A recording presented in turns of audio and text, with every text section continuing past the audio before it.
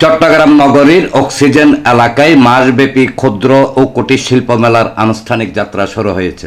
শনিবার বিকেলে চট্টগ্রাম মহানগর বিএনপির যুগ্ম আহ্বায়ক আরিয় চৌধুরী শাহীন প্রধান অতিথি হিসেবে উপস্থিত থেকে ফিতা কেটে আনুষ্ঠানিকভাবে এই মেলার উদ্বোধন করেন।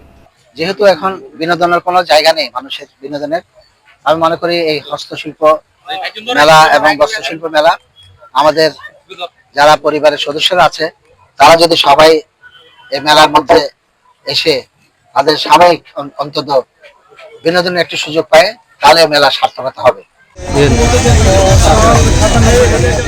পরে তিনি মেলার প্রতিটি স্টল ঘুরে ঘুরে দেখেন।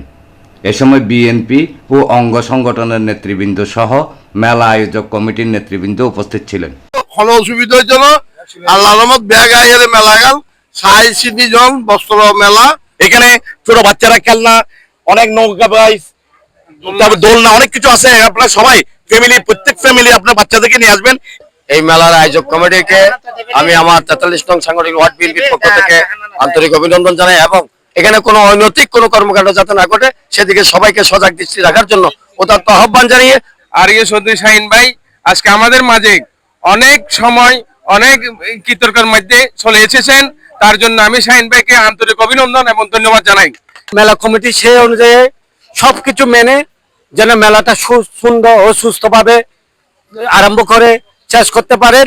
তো এখানে বিভিন্ন রকমের প্রসাধনী জিনিসও পাবেন এবং বিভিন্ন খেলনা পাবেন, বিনোদন পাবেন। সেক্ষেত্রে আপনারা সবাই ভিজিট করবেন এবং সবাই আসার জন্য আমন্ত্রিত। এনামুল হক লিটন, প্রগতি 24 টিভি।